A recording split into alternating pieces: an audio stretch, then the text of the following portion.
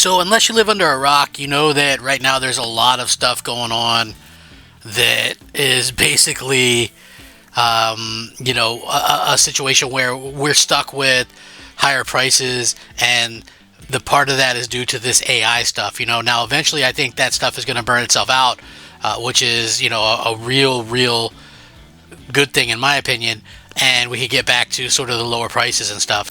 So basically, what we're kind of stuck at right now is, the Steam machine is delayed. It's probably going to be an inflated price. Xbox has raised prices twice on their current generation stuff. Like an Xbox Series X, 2 terabyte, is $800. Think about that for a second. A console hardware that came out in 2020 in 2026 is now $800. That is insanity to me. Now, the bad part is, and the warning is, Microsoft allegedly could be raising the prices of their hardware yet again. And again, the hardware that they're going to come out with potentially at the end of next year is said to already have an inflated price. So you're talking over $1,000, probably anywhere between $1,200 and $1,500. And the reason being is they don't really care about the hardware. That's the funny thing, So to you and me, we're like, yeah, that's an expensive price. To them, they don't really care. They're finishing off what gamers they have left on the platform. The warning that comes into play here is the fact that somehow PlayStation outdid them with this stuff, and so that is super strange to me, that a company that's worth multiple trillions of dollars in technology didn't think any better of that. So Sony doesn't have to worry about memory shortages impacting the PS5. They have the minimum quantity necessary to last for 2026 and maybe even beyond that. So the PlayStation 5 won't be getting a price hike, while the Xbox Series X and S still might get another one. As part of the company's third quarter financial results, which revealed that the PlayStation 5 has sold over 92.2 million units as of December 31st, and that Ghost of Yotai's launch sales managed to surpass the sales of Ghost of Tsushima, we also got an update from Sony's chief financial officer, Lin Tao, about how the company is handling the ongoing memory shortage. The answer, which will delight anyone who perhaps was planning to pick up a PS5 in 2026, is that Sony has defended itself against shortages for now. As for securing a supply of memory, we are already in a position to secure the minimum quantity necessary to manage the year-end selling season of next fiscal year, he said during the report. Quote, going forward, we intend to further negotiate with various suppliers to secure enough supply to meet the demand for our customers. So, at least for now, it sounds like Sony has protected itself when it comes to manufacturing PS5 consoles for now until the end of its current fiscal year, all the way through 2026 and its holiday season into even 2027. Even though we saw the PS5 get a price increase last year, that was staggered across regions. First in Europe, the UK, and Australia in April, followed by a price increase in the US in August in 2025. Tao's comments about how Sony has protected itself against memory shortages for the year hopefully means we won't see another price increase in 2026. Of course, it could just mean we don't get price increases that's directly caused by memory shortages this year, but it is a good sign, nevertheless, that we can reasonably rule out one factor that could have increased the price of a console in 2026, but that's just regarding the price of the hardware. If Sony does have to make big pricing changes for consumers this year, Tao indicates those increases will likely be moved to its software and services, saying, quote, given the stage of our console cycle, our hardware sales strategy can be adjusted flexibly, and we intend to minimize the impact of the increased memory costs on the segments moving forward by prioritizing monetization of the installed base to date and strive for further expand our software and network services revenue.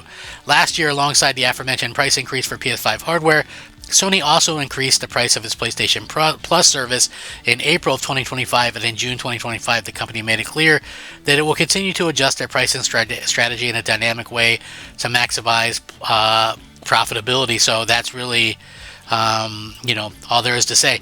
This is what I'll say, right? Like, I'm enjoying playing my PlayStation 5 Pro and all that kind of stuff. It's cool. But the thing that I would say is that it's crazy to me that as gamers, the PlayStation has done as well as it is, and I'm enjoying it. But it's like this generation for PlayStation has been pretty terrible in terms of the games that are released. I know some people will go, "Oh, I like this and this," and that's cool. Like for me personally, as somebody who's a fan of Uncharted and God of War, yeah, we got the one God of War game, 4 years ago. Maybe we'll get another one, but it's just like the games have been not there for me personally, but luckily, Microsoft has completely destroyed themselves to the point that there's no point in even playing or owning an Xbox, really.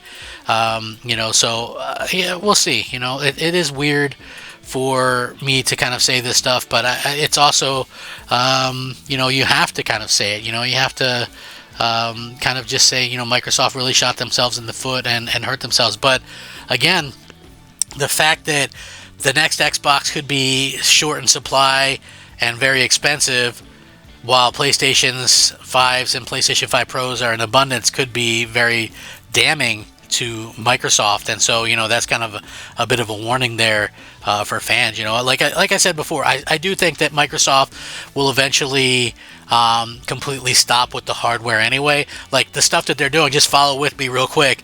So they're making it such an egregious thing to own their platform. They're making it expensive. They raise the prices on everything.